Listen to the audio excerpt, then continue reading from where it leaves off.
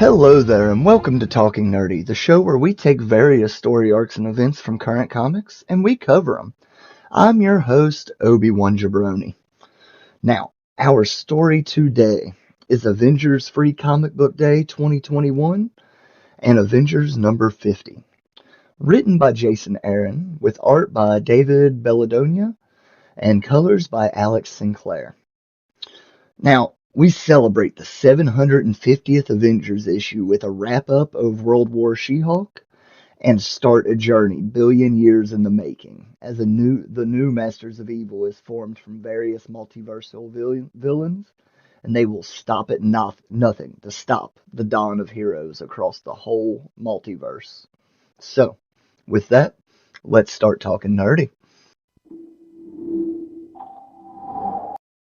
First up, we have Avengers Free Comic Book Day 2021.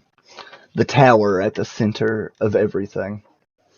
We open in an unknown wasteland, and we see a barren red land with a sole tower in it, and someone say in a monologue saying, "Inside a black hole, at the dark heart of it all that is, lies the God Quarry, infinity's end.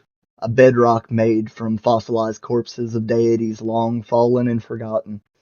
A boundary between the wild garden of realities and the myriad dimensions that comprise the megaversal orchard. And the rich soil of rotting gods from which it all grows. A place of death and transinfinite life. Upon the unreachable rock has come to rise a tower, a lighthouse at the root of all and the always, a citadel that bears a sacred symbol. One well known across the cluster of universes pulsing around above it. This is Avengers Tower.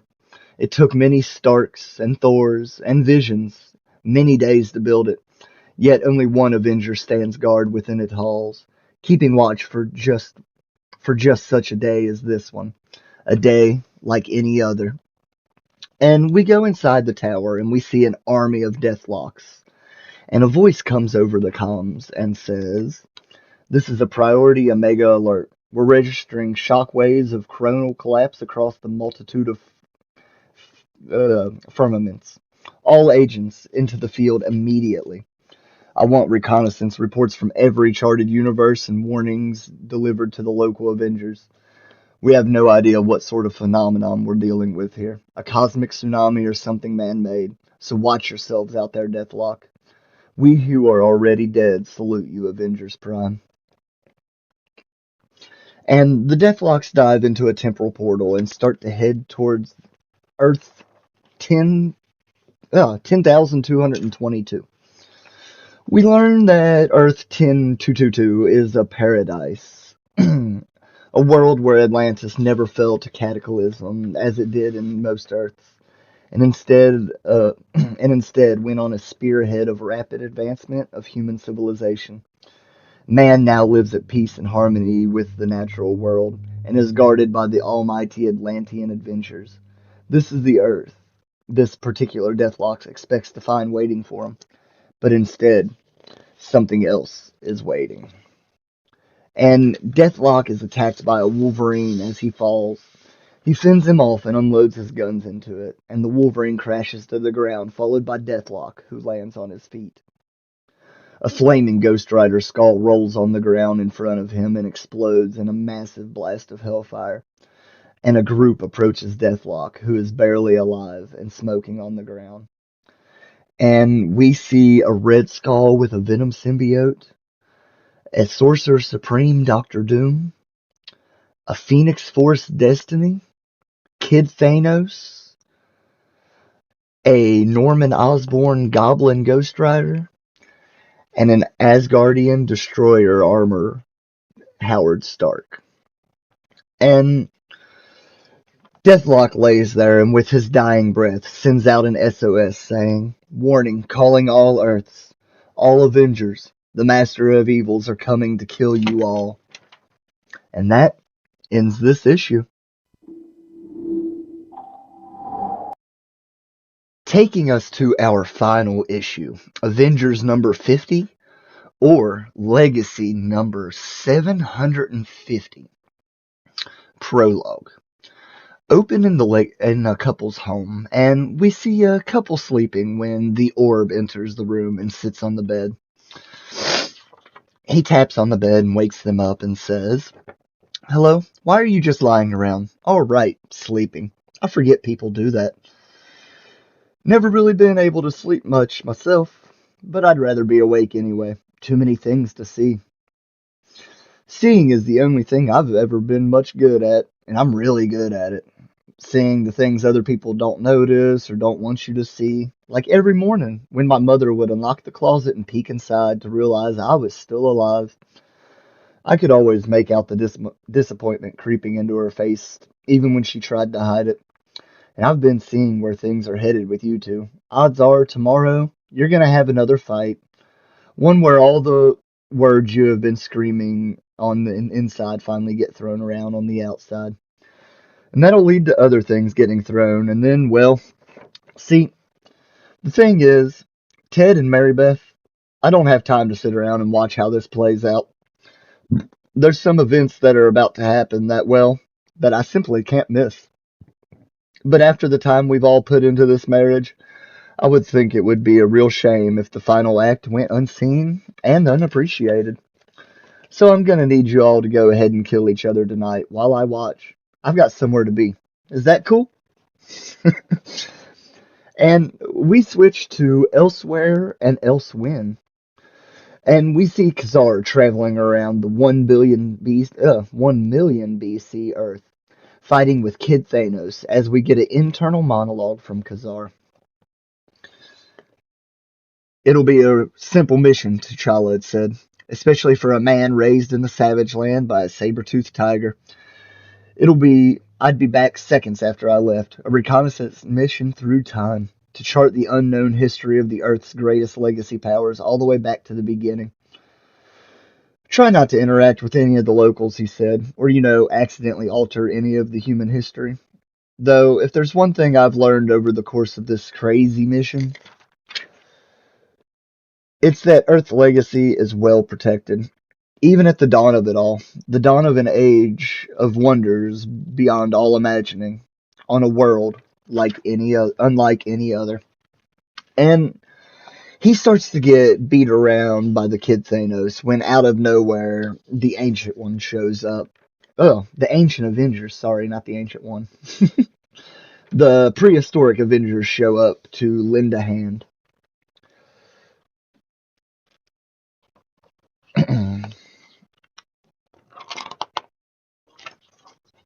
I'm sorry, I lost my spot. To lend a hand.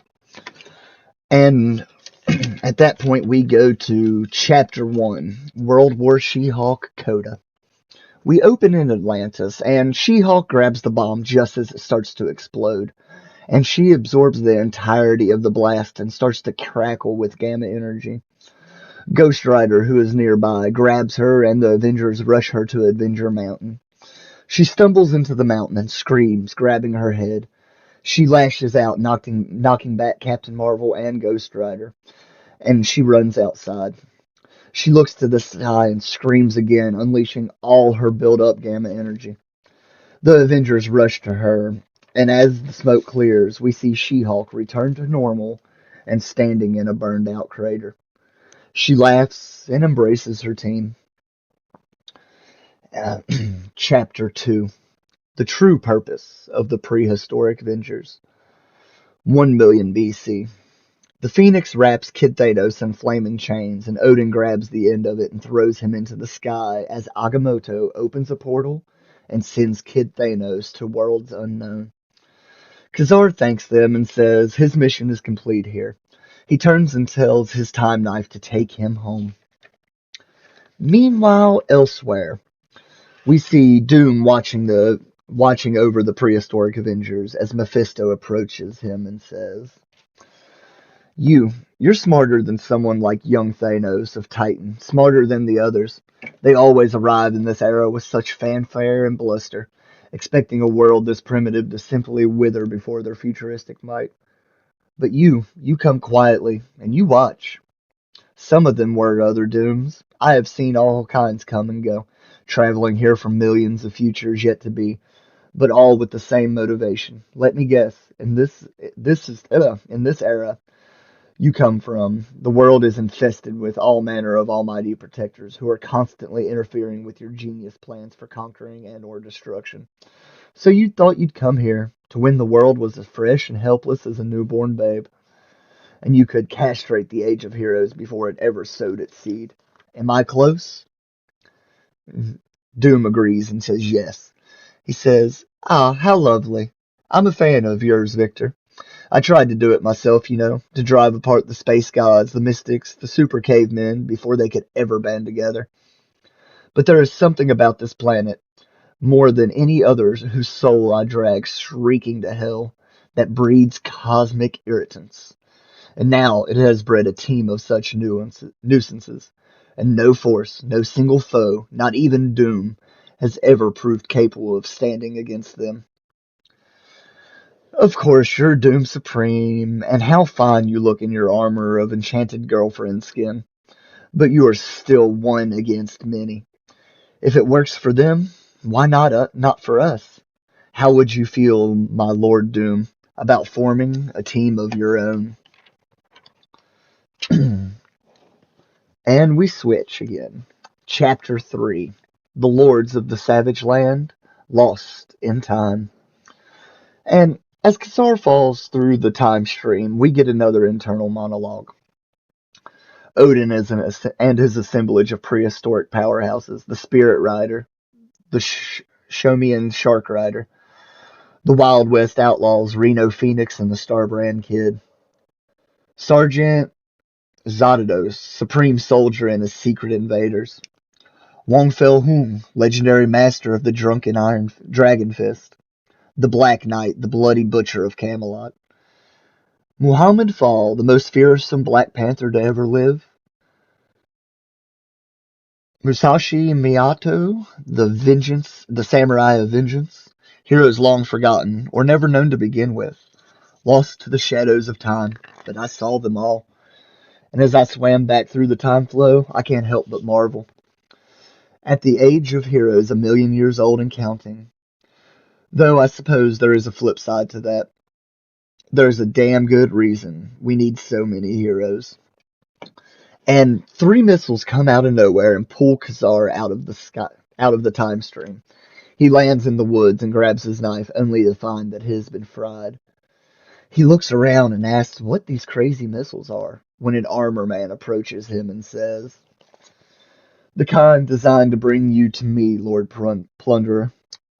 You've been prowling through history's dark secrets, little agent of Wakanda, and the secrets have started to notice." Chapter 4. The Last Will and Testament of Robbie Reyes. We open in an Avengers mansion, and the Avengers are in the war room having a meeting, and we learn that She-Hulk has requested some time off, and that Thor is MIA after the Atlantis situation. So between that and Blade being the new sheriff of the Vampire Nation, they need some new members on the team. Ghost Rider has been silent through the whole meeting, and he finally speaks up and interrupts them, saying, "If it's all right, I've got a piece of business I'd like to bring to the table. I haven't slept so great lately.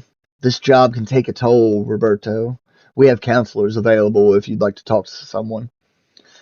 "That'd probably be a good idea, Mr. T'Challa. But mostly, I need to talk to you guys. We need to talk about what happens when I die.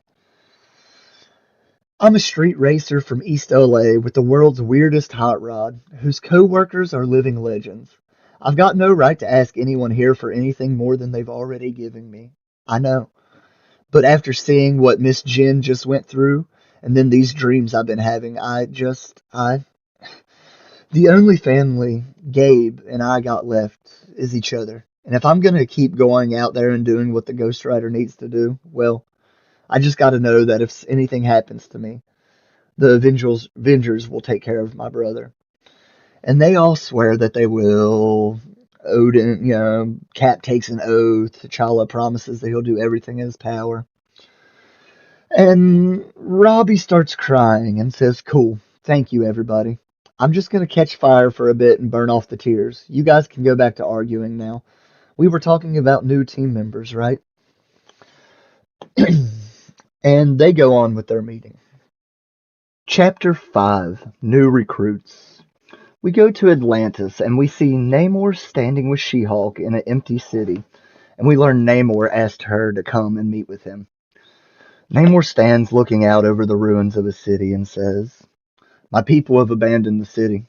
They've abandoned their king, the king who failed them in every way. The people of the sea have returned to the sea to live amongst the wild waves, to the ancient traditions of swimming free. And I let them go without saying a word. I've been asking myself why, after everything I've done to you, She-Hulk, to the Avengers, to the surface world, why would you try to save us?" And the only answer that I came to realize with horror, that I was even asking the question to begin with, I brought you here, Jennifer Walters, to thank you for being what I failed to be, a warrior with honor, and to swear before the seven seas that if there is anything I can do to repay this debt to you, even though I am now a king without a kingdom, I promise you. But speak it, and Namor of Atlantis shall make it so. And She-Hulk smiles and says, "Anything, huh?" And we switch to Western Russia, and we see Red Widow restored to her normal form, standing at a computer and brainwashing a chained-up Hyperion, when Dr. Spectrum, Blur, and Power Princess burst through the wall. Dr. Spectrum traps Red Widow in a prism, but Power Princess shoves her hand through his chest, killing him. Sorry, I lost my spot. Killing him. And saying, "Ugh, he never shuts up." But Dr. Spectrum doesn't speak for all of us. And this power prism of his, I've always thought it belonged to someone who understands what power truly means. Someone like me. Stand down, Blur. We're not puppets anymore, remember? Of governments or of the devils. You know what it means to be a puppet, don't you, Widow? And Widow says she does, and that Hyperion came to her asking to be free of the control. Power Princess smiles and says, "Good. Keep going." Now, meanwhile, at McCarthy Medical in New York, a doctor approaches Jane Foster and tells her we need help with an autopsy. He tells her that they found that guy dead in front of the old Avengers mansion. And when they started the autopsy, he woke up and won't shut up. They enter a room, and we see a Deathlock sitting up in the bed, and he turns to Jane and says, "I am a Deathlock, an inter-universal agent of Avenger Prime. I have crossed a million firmaments to bring the Earth a warning of multiversal massacre, of infinite requiem, scanning for Avengers. Avengers detected. Jane Foster, the Valkyrie." And Jane transforms into the Valkyrie and says she's not an Avenger. And Deathlock says, "Not yet." Now, elsewhere at the Wakanda Nature Preserve, we see Gorilla Man sitting in a hospital bed next to a recovering but still unconscious Ursa Major. And he says, "She-Hulk came to see me today, to thank me for helping her Atlantis. But I was the one who owed her thanks. Think I was think I was able to get that out, though mostly it was just blubbering like a baby. And not even 'cause I was drunk. Haven't had so much as a sip of the stuff since the Avengers brought me here. Being sober for the first time since, hell, I don't know, the Eisenhower administration? Well, it helps put things in perspective. And it turns out old Gorilla Man's perspective is that nobody lives as long as I have, is ever just one thing. You hang around long enough, you tend to play all the roles, you know? The good, the bad, the best left forgotten. Out of circumstance, out of boredom, hell, sometimes just being a dick. Which is, I suppose, is the way of saving that living forever. Means that you always get another chance to decide for yourself who you want to be. And I've decided. To be the guy who wants to live. That's pretty much all I've got so far. Not much, I know. But it's enough to get me out of bed each morning and keep me working to figure out the rest. You feel like waking up and joining me, Ursa Major, in this whole living thing? Well, I'll be right here for you, buddy, whenever you're ready. Chapter 6. The Devil and Howard Stark. The armored man grabs Kazaar and throws him to the side. Kazaar recovers and grabs his knife and lunges at the man, hitting his head and knocking off his helmet to reveal Howard Stark in the suit. Stark starts to pound on Kazaar with ease while saying, "Relax, Kazaar. I'm not here to do anything as pedestrian as murder you. Other time traveler killing another outside of their native era creates a sort of coronial shrapnel that draws the attentions of those damned deathlocks. And that's just the sort of trouble my master uses me to help him avoid. That's why I've brought you here, to a world that will soon be forgotten, years before you were even born, where the job of killing you will be done for me. Oh, don't bother with your time knife. I made sure to disable its celestial circuitry. You're an insect, Kazaar, a savage one, but a bug nonetheless. You are punching far above your weight class. This is a war made only for the most transcendent of cosmic combatants, for immortal gods, for super kings, for the cosmic forces of nature, for the Starks. The problem with envisioning the future is that you never get to live to see it all. I founded Stark Industries and amassed more billions than any man in the history of the planet. I created S.H.I.E.L.D. and even saved the world a few times. But Howard Stark was still just a man to curse in front of the forefront of the Age of Miracles. I could see a world that was coming, teeming with mutants and immortals and superhumans born of science and mysteries of the stars. While my angry liver and the wrinkled face staring back from the mirror reminded me every morning that I was envisioning a world that would never be mine. I began to grow envious of my own children. I studied the history of the Earth's great powers, the legacies that had shaped the planet. The Starks deserved to be mentioned right along them. So I did what I do best. I made a deal. I thought it'd be like 1,000 other deals I'd made. Ones I was always ruthless and savvy enough to turn to my advantage. I was wrong. Mephisto held up his end of the bargain somehow. He made it so I stopped aging. So the Stark name would live on. The Howard Stark name, at least. Immortality comes without the price. Doesn't come without a price. My family was mine. Then my business, my fortune, my earthly life as I knew it. Yes, I would live forever. I would live to see the future in all its staggering splendor, and then work to bring it to ruin. As a soul-bounded slave to Mephisto, as Hell's armorer, as the Iron Inquisitor, Chief Security Officer for the Council of Red, the devil who wants to rewrite the history of the entire universe and topple the walls of reality itself. To make a hellscape of all that is, or all that it will ever be, and all of it drowned in red. If you were smart, Kazaar, you'd be thanking me. You die here today. That means you won't have to live to see the slaughter that's about to happen across all infinity, again and again. Almost wish I could stay here with you. But I made a deal. Howard Stark gets to live forever. Lucky me. And Kazaar dodges a strike when his knife reactivates and teleports him away again. He reappears on top of a cliff and looks down to see Galactus building a machine. He sighs and says, "Doesn't make sense. If that Iron Inquisitor guy wants me dead, why would he leave me stranded on some alien world in a distant past? Why here? Why this particular? Ah, guess that explains it. Man apes, lizard men, dinosaurs. I spent most of my life fighting to survive against big scary things that want to eat me, while dressed in a loincloth. But with nothing but a knife in my hand. Why would today be any different?" He grabs his knife and dives off the cliff towards Galactus. Chapter 7. The Age of the Masters of Evil. We open in 1 million BC, and Dr. Doom teleports in and says that he has chosen and assembled his team. Mephisto says good and asks if Doom agrees to his terms, and Doom asks what terms he was talking about.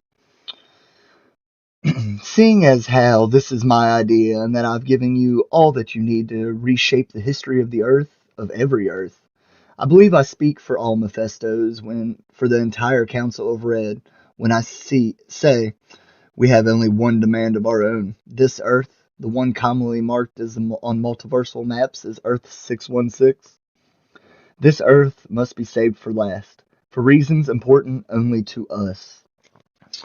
And Doom agrees and says he doesn't care what order the Earths go in, as long as they all fall.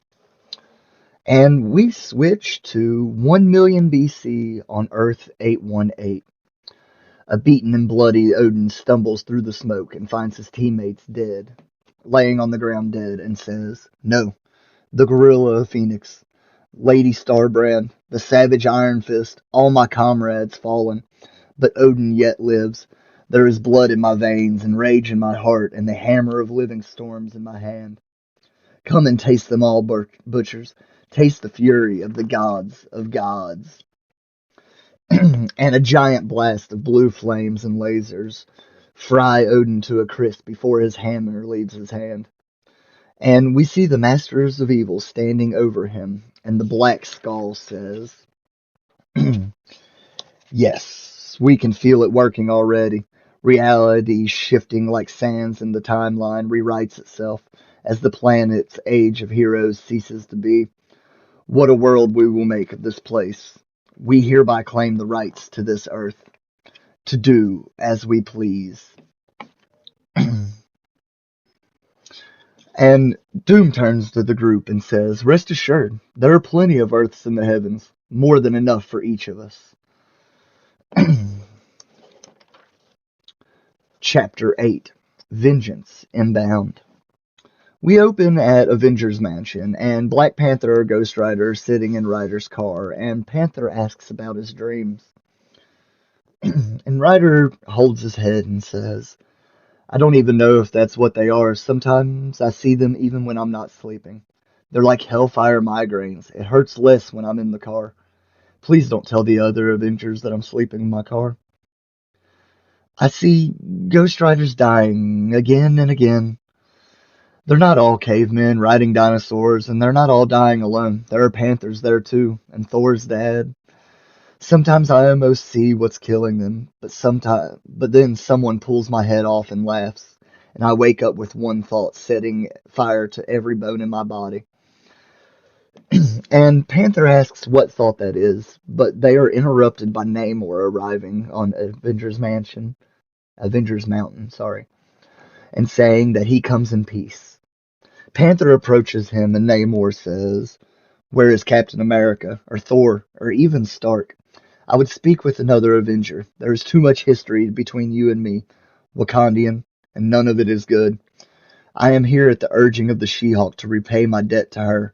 I am here to make amends, if such amends can be made. Here, as a token of my sincerity, I found this creature sulking around Atlantis. It sounds like he belongs to you." And he pulls the Deathlock out of the water, and it activates, saying, "Omni Avenger detected." Ghost Rider flames out and yells, "Panther, it's happening again."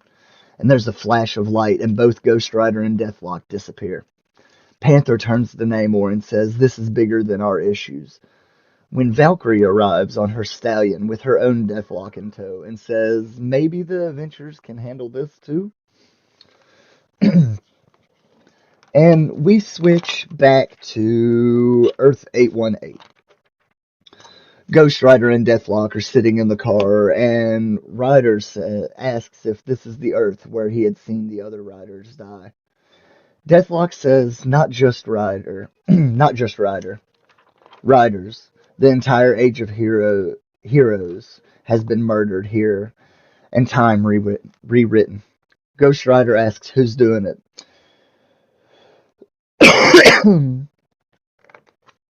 Asks who's doing it. And Deathlock says, "Doom Supreme and his multiversal Masters of Evil. We Deathlocks were bringing a warning to your universe, to Earth 616, a nexus world of vital importance, because of the presence thereof." And a bunch of war machines start to swarm around the car. And Deathlock continues, "They are war machines, soldiers of this world's supreme ruler, the Black Skull. I would recommend re-withdrawal. If fully unleashed, your Hell Charger is capable of outrunning anything in the known universe.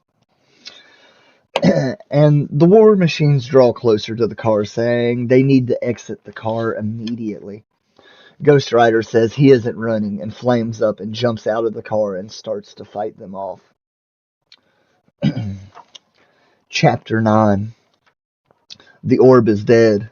Many more will follow. And we open up on Earth 616 in today's time. And the Masters of Evil are standing on a cliff overlooking Avengers Mountain in the distance. And they see a blast from She-Hulk releasing her built-up gamma energy. Stark asks why Doom brought them here, and Doom says that the Deathlocks are converging at that point. And they are interrupted by the Orb rowing up to them in a boat and saying, sorry, "Hi, first, just let me say, big fan, real big fan of everybody here and what you're doing. I've been watching it all, playing out for a good long while now from afar.